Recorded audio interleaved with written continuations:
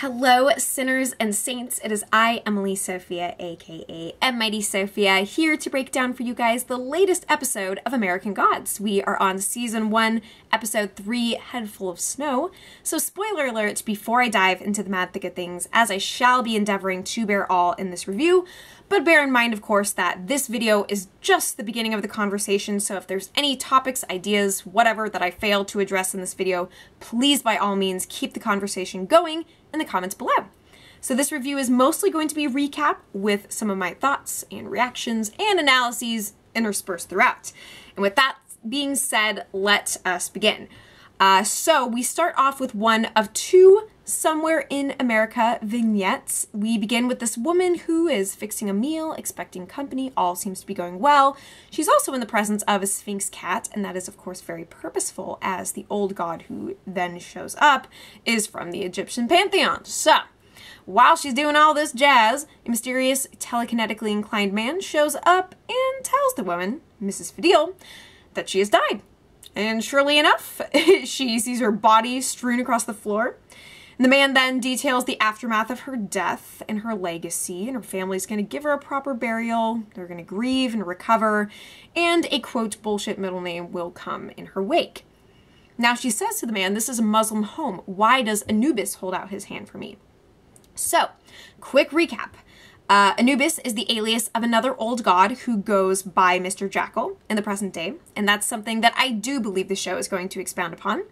So Anubis, the Egyptian god of the afterlife, is often portrayed with the features of a jackal.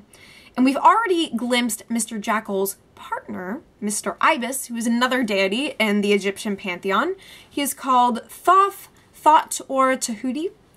And Mr. Ibis is the modern manifestation of an Egyptian god with a human body and ibis head that has served a plethora of mythological roles, acting as scribe to the gods, mediator between good and evil, and judge of the dead.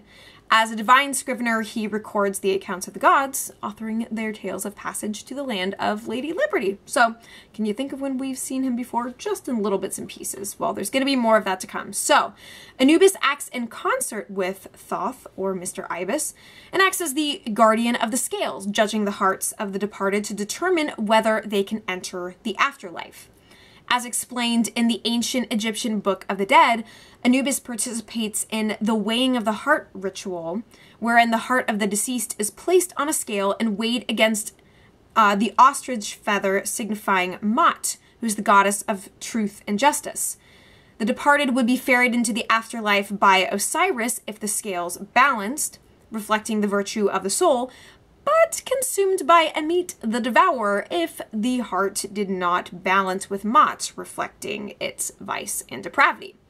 So Thoth then would transcribe the results of the measurement. So, anyways, back in the context of the show, Anubis explains to Mrs. Fadil why it is that he has paid her a visit. It turns out that she internalized his stories, the ones that were passed on to her in her youth. So before they depart for the scales, she offers him a taste of her sauce, which her bereaved family members won't bother to sample in their grief. And Anubis tells her that it's perfect. And as it turns out, that is a statement that reflects the judgment that she later receives at the scales. So she bids farewell to 60-some years, shorter than the average American lifespan, but a sum that is tantamount to answered prayer in her family. And then Mrs. Fadil accompanies her judge to the final trial. And she climbs all the way from Queens to a sandy desert with a vibrant sky, lots of rainbow elements in American Gods. Love that.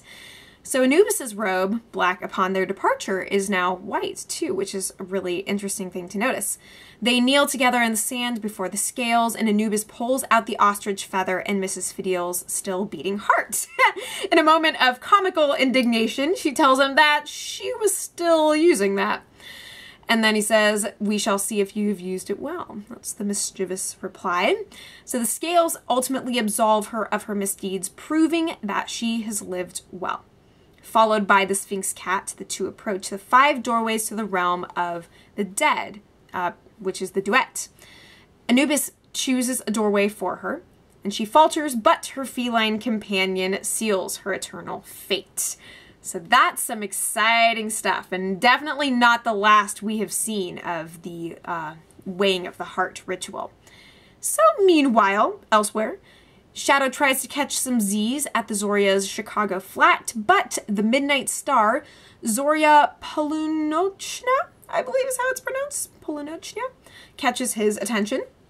And he climbs to the roof and finds the sister who was sleeping, and she's kind enough to not only pronounce her name, but explain why it is that she's stargazing. And this is an excerpt from the book that the show adopts pretty closely, and she says, "Where we come from, we," referring to the sisters, "we believe that there is a thing, not a god, but like a god, a bad thing, chained up in those stars. If it escapes, it will eat the whole of everything, and there are 3 sisters who must watch the sky all the day, all the night. If he escapes, the thing in the stars, the world is over." That is what people used to believe, anyway, hence what she's currently doing. So Polunochna offers to tell Shadow his fortune. Her virginity evidently gives her an edge in the soothsaying business, and she says that he is on a path from, quote, nothing to everything. He lost something too, not just his wife, but his head. And she says, you'd rather die than live in a world with bears in the sky. And this is something that actually mirrors one of Wednesday's questions about Shadow's ambivalence towards faith in general. No need for him to give his life over to Chernobog, though. She promises him her aid in exchange for her first kiss. So there's very little in the way of build up to this, and the result is very humorous and sweet. So Polunochna decides that kissing is disgusting, but in a nice way, like blue cheese or brandy. Which is just a very odd description, but I'll buy it. So at that, she plucks the moon from the sky and places it in Shadow's palm. He may have lost the protection of the sun, her father, so now the lesser light becomes his ally. And this is all very, very faithful to the book. And Shadow wakes up before sunrise and ends up challenging Chernobog to another game with the same terms as the former. Emboldened by his midnight rendezvous with Polunochna, Shadow goads the Black God on to a rematch, and he ups the stakes this time, makes him quite a bit more interesting. Because, you know, maybe the past 2 decades with the bolt gun have softened Chernobog, and he's all bark and no bite anymore, you know? So, either he wins again, affording him a grand whopping 2 chances to bash Shadow's skull in, or he consents to joining Wednesday's effort, waiting to quench his hammer's thirst until everything is said and done. So unbeknownst to Mr. Wednesday, or maybe he knows, who freaking knows, the checkermates prepare for another game board showdown, and then the former tiptoes into Verkenyaya's quarters.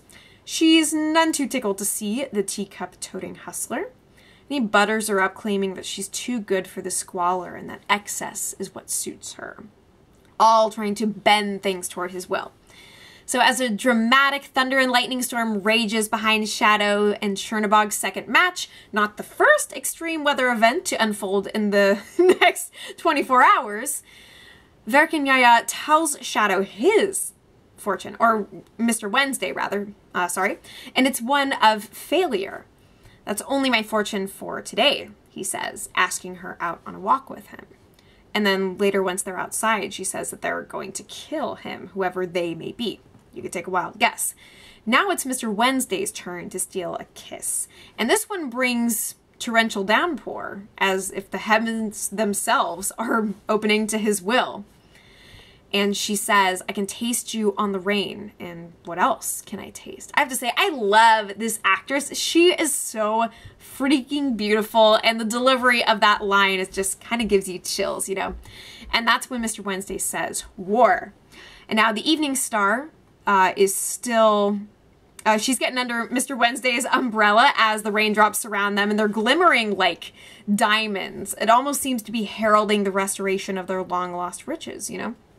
So, as Polunochna keeps her eye on the sky, a frustrated Chernobog loses ground against his opponent.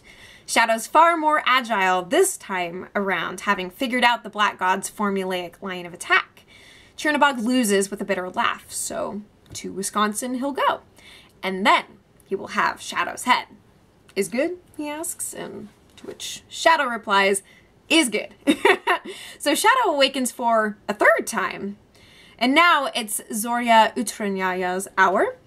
The moon coin is still with him as evidence that last night was not, in fact, a dream, even though he keeps insisting that everything around him was a dream.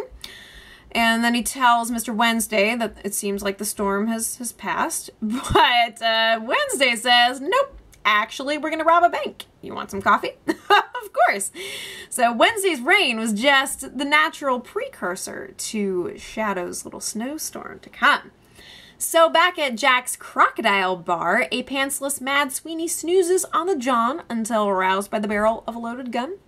It's a pretty cruel alarm clock, but effective, I would say. And then a bullet to the beer bottle, and he realizes, yeah, he's definitely overstayed his welcome. So a kindly Midwesterner, played by the delightful Hannibal alum Scott Thompson. Sorry, I'm tripping on my own lip. Blah. So he offers Sweeney a little assistance in reaching America's Dairyland. And the cordial exchange takes a turn for the deadly and tragicomic when a loosened metal pole comes hurtling through the windshield and skewers the gentleman as he tries to persuade Sweeney to turn his life around and sober up. And Sweeney is kind of darkly amused at this macabre turn of events. Is this what they call the luck of the Irish? I don't know. But Sweeney can definitely take a hint from the universe. Good fortune is an exclusive club of sorts, and this leprechaun doesn't have the means to bribe the bouncer, if you know what I'm saying. But yeah, it is such a pleasure to see Scott Thompson again. I believe that another Hannibal alum was responsible for filming the later scene, or rather for directing the later scene where Sweeney is trying to dig up Laura's grave. So lots of NBC Hannibal talent surfacing in the American Gods universe. I wouldn't have it any other freaking way. So now we transition to another Somewhere in America vignette. And in the context of the book, we're actually leaping forward in time past chapter 7, but it's totally okay. There's really no set timeline for this stuff. In the book, we meet Salim, who is this Arab trinket salesman from Oman who encounters a jinn. And in Arabian and Islamic mythology, the jinn, or quote, hidden ones, are supernatural spirits that I believe are a rung below angels and devils in the divine hierarchy. It is said that God crafted the jinn from smokeless fire, and for this reason they are sometimes referred to as fire spirits. Salim ends up having a tryst with an Ifrit, which is an infernal, cunning spirit that is frequently portrayed as crafty and diabolical in popular literature. This Ifrit, eking out a meager living as a taxi driver, has eyes like burning flames that he conceals with sunglasses. Only when he wants to, though. Because we did actually see him in the previous episode, and he flashes them through his stunner shades. Yeah, so the immigrants brought the Ifrit to American soil, as the Ifrit tells Salim in the book. The uprooted jinn, however, find life in America thankless and debasing, blaming a lack of belief and reverence for their degradation. And when I read the book, I figured that after seducing and bedding Salim, the Ifrit simply made off with Salim's body and identity. But I'm not quite sure how the ending is to be interpreted after both reading that in the book and seeing it on screen. I feel like either it's kind of open-ended or I'm super dense and it's really simple and I'm just not getting it, because it's like, does Salim achieve some form of enlightenment? Is it that the jinn has hijacked Salim's body and is trying to take on his identity? But then I don't know. It almost feels like there's this sort of enlightenment experience, but I'm curious as to what your thoughts are, and maybe I'm making it too complicated. But yeah, so in the show, we meet the smiling, jumpy Salim in a pale blue suit, and his business meeting goes horribly awry, a full day passing before he's informed that appointments can only be made by telephone. He ends up hailing a cab, the driver of which shares his language, and it's really cool to see the English and Arabic subtitles during their initial conversation. And Salim explains that he's in the shit-selling business, and that's all they seem to sell here in the land of the cheap. And after awakening the cabbie, who's nodded off in traffic, Salim discovers that he is, in fact, a jinn. And the jinn says, they know nothing about my people here. They think that all I do is grant wishes. And that's something I didn't read when I was doing my research. Like, I was kind of reading about the personality traits and qualities of the jinn, but I'd definitely be curious to read other stories about them and what their functions are, what they do.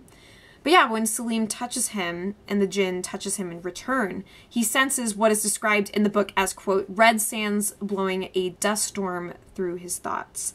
So this intimate brush with the supernatural, like a match struck, ignites. And then the two of them make it up to Salim's motel room, and the chemistry is going, and he says, I wish that you could see what I see.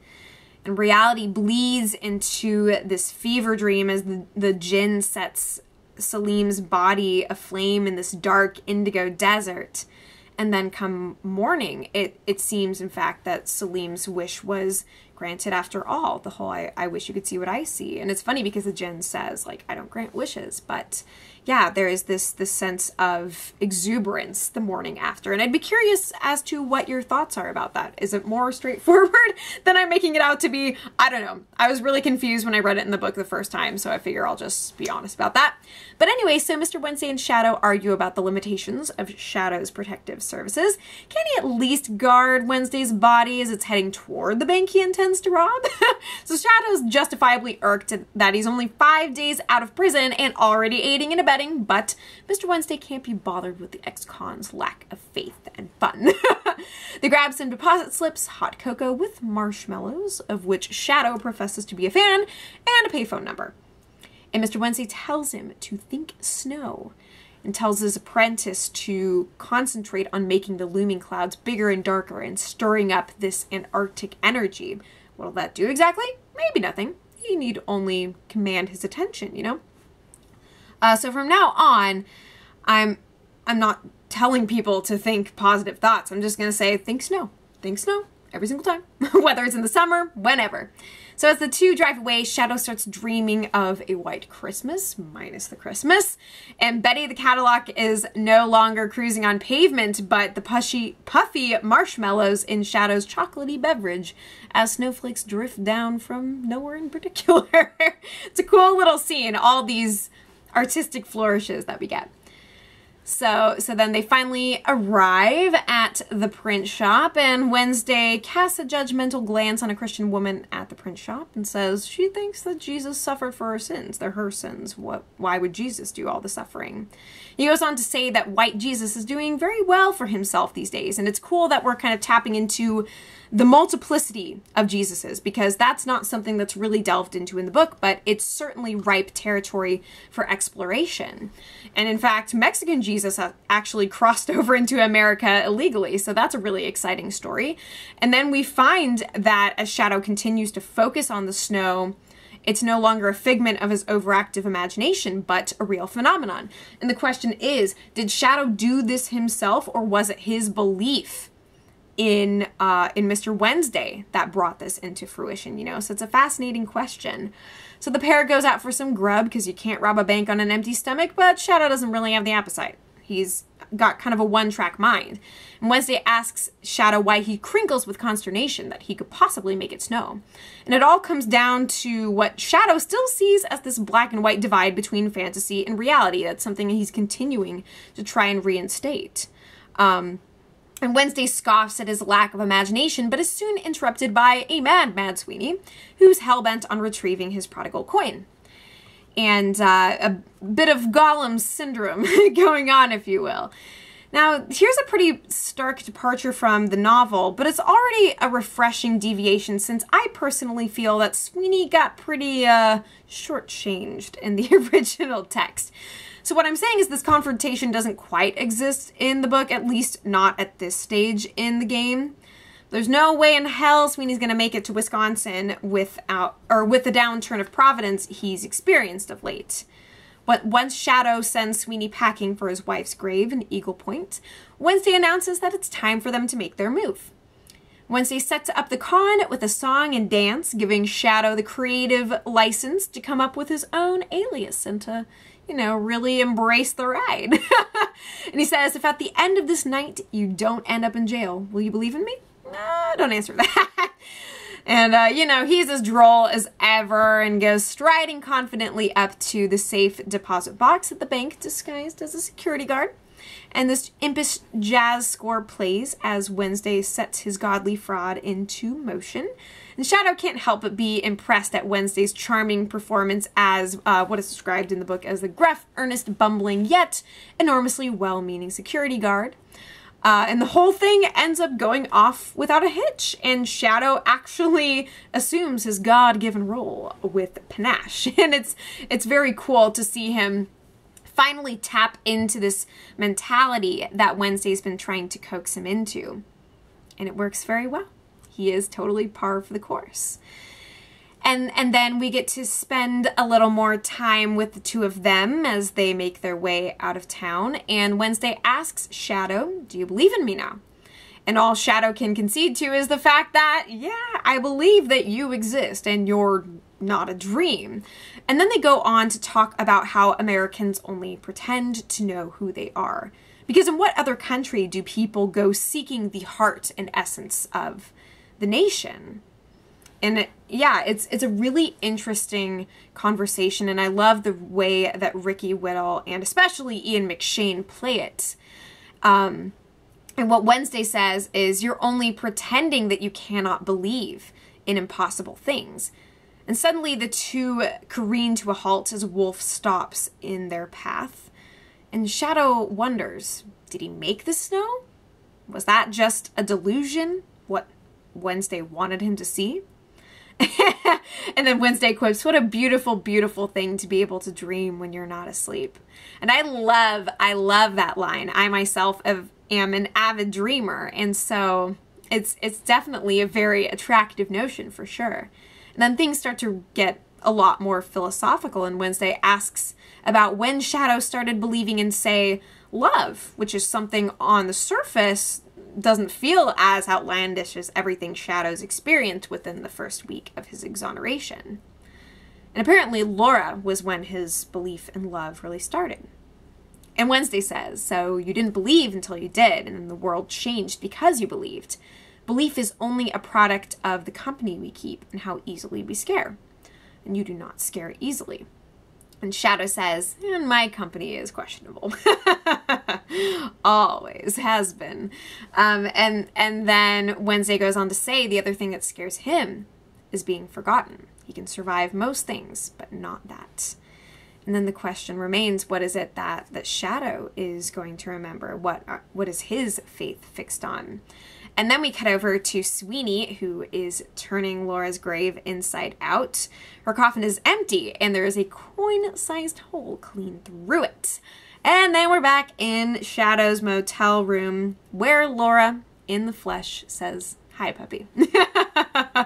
And next week, it's really cool because she gets to meet with Anubis, which is really freaking rad, and I don't believe that happened in the book. So we're starting to get some interesting departures from the source material and getting into a lot of the bigger, headier questions, and already the show is employing a really diverse perspective, focusing not only on the central road trip narrative, but exploring the nature of godhood itself and these beings that essentially thrive on other people believing in and investing in them. So I'd love to hear what you guys think so far, whether you're book readers or total neophytes to this crazy universe.